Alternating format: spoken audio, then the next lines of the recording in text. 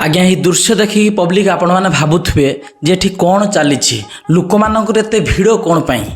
कौन बड़ सेलिब्रिटी आसी कि जहाँ देखापी लोक मैंने एत भिड़ लगी ना आईफोन 1920 किसी लॉन्च होगला कि एत भिड़ कौन पाई तो घटनाटी है आमर प्रधानमंत्री नरेंद्र मोदी जी जेबेठू कही जे पेट्रोल कम यूज कर हमें पेट्रोल डीजल का उपयोग कम करना होगा। पेट्रोल डीजल का संयम से इस्तेमाल करना। विदेश भ्रमण कम कर निजर अर्थ को संचय करी रख कहीं ईरान अमेरिका युद्धर परिस्थिति पाई पेट्रोल मिलवा बहुत कष्टकर। तो यही कथा शुणिकी आम भारतवासी एते पैनिक हो जाइछंती एते व्यस्त हो जाइछंती किए नहीं बड़ पानी टांकी नहीं कि तो किए नहीं स्कूटी बाइक नहीं कि 2 घंटा 3 घंटा अपेक्षा करिकी टांकी फुल करिकी आसुचंती कुआडे पेट्रोल सरी जीव जदि आ न मिलिबो देखि पारन स्क्रीन ले वीडियोटा देखो आगकू कोन होउची देखो आगकू कोन होउची। आज्ञा ये दृश्यटा कटक रे खाली गोटे जगह नुहे हैदराबाद रो दृश्य भी सेटा भी नजर पकाओ। अरे यार बड़ी दिक्कत हो गई यार मालिक फोन उठा ले। Hello hello. अरे मालिक अरे क्या देखी पार्थो सही पेट्रोल पाई 2 चकिया 4 चकिया 6 चकिया भिड़ माने असंभाल। दया करी को तुम तेल दे दे मो गां को पळेबी स्मार्ट सिटी मो दरकार नाही। अरे किए कौटी अच्छो से भाई को 1 लिटर तेल दे दियो रे से तांको गाँ को पलांतु सी एबे स्मार्ट सिटी भुवनेश्वर रे फसिकी अछंती तांको बाइक रे तेल नाही बोली से कहउचंती दया करी कि मते के टिके पेट्रोल दे दियंतु मु मो गाँ को पळाए मोरा स्मार्ट सिटी दरकार नाही कहना भाई जन को जो स्मार्ट सिटी जाइथिले स्मार्टनेस देखिया पई पेट्रोल न मिलबारु भाईंकर चित्कार केमिति देखिबा छ तो प्रथमे गैस पे प्रॉब्लम हैला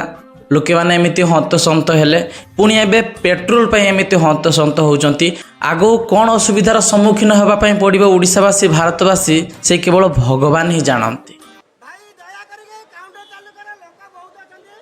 मते तेल कम से कम दे दे मो गां को जीवा पाई मोर स्मार्ट सिटी दरकार नाही मोर जाजपुर भलो। आगे भाई तमर गाँ जाजपुर जदि भल आ एटे छोड़ीते आस्तिलो स्मार्ट सिटी ना कौन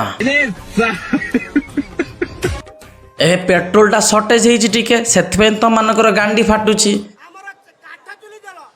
सिए गैस दरकार नाही पेट्रोल दरकार नाही साइकिल भलो काठा चुली भलो मते दे दे मु जाउचे।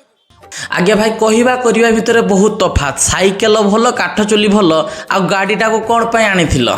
साइकेल चढ़ी के आसिलनी स्मार्ट सिटी को। ये बड़ी अच्छी बात कही आप।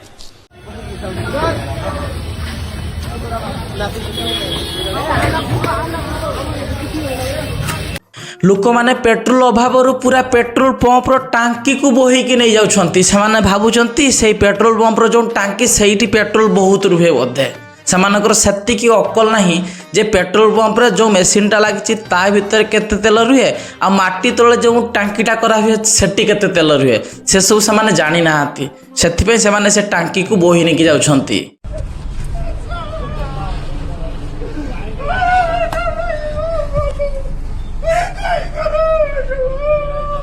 अरे भाई ये कौन सामान्य 1 लिटर पेट्रोल पाई तुम से पेट्रोल पंप कर्मचारी गोड़ हाथ धरनौच भाई मते टिके पेट्रोल दियो मु गाँ को जाए धन्य भाई धन्य तुम मान को मानवा को पड़ो तुम्हें माने ठीक मौका पाई कि चौका मार दौछ लोक मैंने पेट्रोल पाई से गांडी मरुंट आ तुम मान गोटे कंटेंट मिल जाऊँ वीडियो शूट करने कॉमेडी करने चल केमिति का तू जे आउट शो गाड़ी के कते रेस्ट्रिक्शन अछि ना जे ना जे जति मागले जति सेमिति के हमको ऑर्डर अस ऐसे में बाइक चेक इसके तक ना सेमिति किछ यस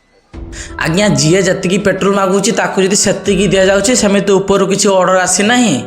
ताहले एते भिड़ कोन पई होउची मते गोटे कथा कुहो ना तिळ को ताळ कर दोछंती कि पेट्रोल बोधे मिलुची चारिआडे नहले भाई केमिति कहउछन जे हमहु किछि सेमिति आसी नाही नोटिस जे गोटे लिमिट रे तेल दिया जीवो जी जति पैसा देला ताको सेतिकी तेल दिया गला तो लोक माने ते भिड़ कोन पे लगाउछंती स्टॉक रो किछ अभाव आपन को किए कहला कि आपन 100 टंका अधिक देबे नै ए तो किछि गाइडलाइन नै आपन मन इच्छा केमति करछंती ତ ବୋଲି ଗୋଟେ ପେଟ୍ରୋଲ ପମ୍ପରେ ଦେଖିଲେ ସେ ଭାଇ ଜଣକ କହିଲେ ଯେ ଆମକୁ ସେମିତି କିଛି ନୋଟିସ୍ ଆସିନାହିଁ ଯେ ଗୋଟେ ଲିମିଟ୍ରେ ତେଲ ଦେବା ପାଇଁ, ଯିଏ ଯେତିକି ପଇସା ଦେଲା ଆମେ ତାକୁ ସେତିକି ତେଲ ଦେଲୁ। କିନ୍ତୁ ଆଉ ଗୋଟେ ଜାଗାରେ ପେଟ୍ରୋଲ ପମ୍ପ ମାଲିକ ଉପରେ ଚଢ଼ାଉ କରାଯାଉଛି।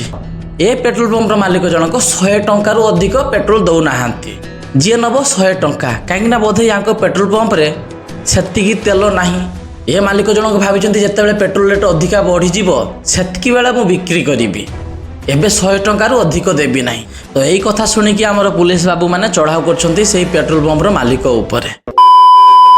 ତ ପବ୍ଲିକ ଏଇ ଯେଉଁ ଚଢ଼ାଉଟା ହେଇଛି ଏଇଟା ଠିକ୍ ହେଇଛି କି ଭୁଲ ହେଇଛି ଆପଣଙ୍କର ମତାମତ ମୋତେ ଜଣାଇବେ। ତ ଆଜି ମୁଁ ଏଥିପାଇଁ ଭିଡ଼ିଓ ବନେଇ, ବର୍ତ୍ତମାନ ଟାଇମ୍ରେ କ'ଣ ହେଉଛି ନା ଲୋକମାନେ ବହୁତ ପ୍ରୋବ୍ଲେମର ସମ୍ମୁଖୀନ ହେଉଛନ୍ତି। କିଛି ବର୍ଷ ପୂର୍ବରୁ ଭ୍ୟାକ୍ସିନ୍ ପାଇଁ, ଯେଉଁ କୋଭିଡ଼ ଭ୍ୟାକ୍ସିନ୍ ପାଇଁ ଲୋକମାନେ ଗାଣ୍ଡି ମରିଲେ,